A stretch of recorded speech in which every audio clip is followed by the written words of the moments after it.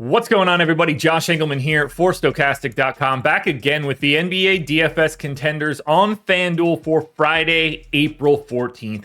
Now be sure to hit that like button, subscribe to the channel, hit the notification bell so you know when everything goes live. Follow me on Twitter at Josh Engleman. That's where you'll get updates to my sims if we need them. And finally, sign up for the lineup generator. Look at the banner, top of the screen or the bottom of the screen, 50% off your first week. It's going to cost you less than $5. We create thousands of lineups. Then we get rid of the ones that aren't up to snuff. We get rid of all the stuff that we don't like, and we present the rest to you.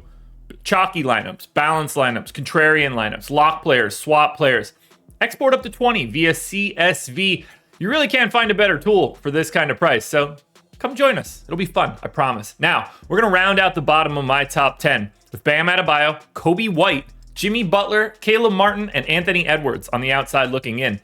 Who will be my favorites? My top 5 plays for today? It's time to find out.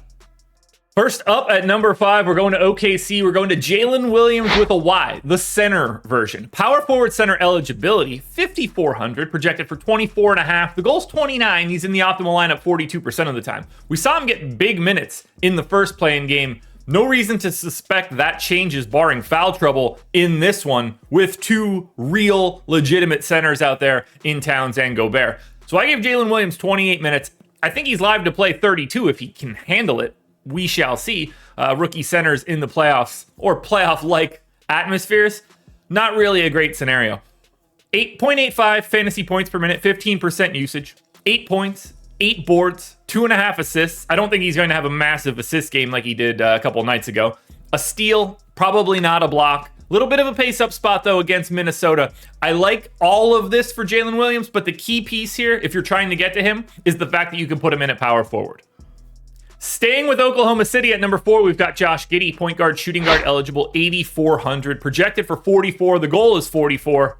Optimal lineup 43% of the time. Smashed in their last game. Close to a triple-double. I think he had 31, 10, and 9, something in that neighborhood. Just a massive, massive day out of Giddey. Happy to go right back to him. I gave him 38 minutes. I think you could see upwards of 42. It's just hard to project something like that. 1.15 fantasy points per minute, 24% usage, 19.5 points, almost 11 boards and 7 assists. So he's very live for a potential triple-double again, plus a stock and a half. Again, great spot here against Minnesota. Better defense, obviously, now that Gobert is back. But even still, this is a fun offensive environment, and it's a much better offensive environment than we're getting in the Eastern Conference version of this game. In at number 3, we switch teams. We go to Mike Conley, point guard eligible, 6,500, projected for 33, goal 34, optimal lineup 44% of the time. We saw majorly increased minutes for Conley in this last game, so I went up to 37 in this one. You could see upwards of 40. He's a 0.9 fantasy point per minute guy. He's going to steer the ship for the Wolves. 16.5 points, almost 4 boards, just over 6 assists, and a stock and a half. It's a great matchup here for against OKC as well. This is just a much, much better game than what we're going to get for Bulls Heat, at least from a DFS perspective. So don't be afraid to see that flip on its head and irritate me to no end. But Mike Conley with increased minutes at just 6,500, that fills out pretty well. Taking a step up in tier now, going to number 2, that's going to be Kyle Anderson, slow-mo, small forward, power forward eligibility, 6,800, projected 35, goals 36, optimal lineup 52% of the time.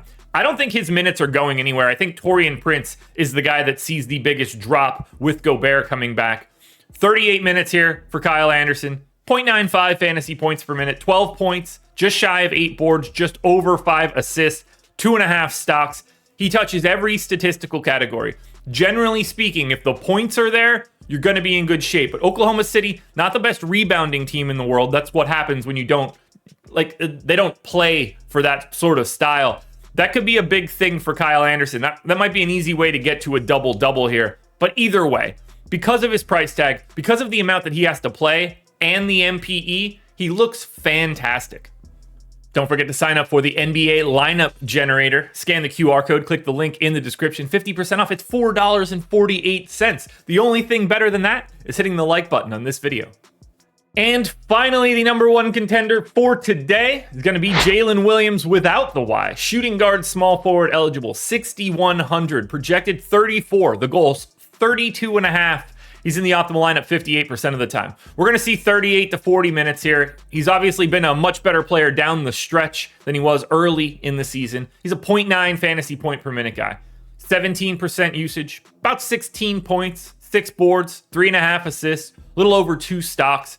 Why you're going to Jalen Williams here in abundance on FanDuel, why he's the number one contender. Price obviously helps given that playing time, but really, shooting guard, small forward eligibility, he fits into everything. We don't have a ton of spots to fill with those positionalities, and Jalen Williams just becomes way easier to get to. That's why he's the number one contender.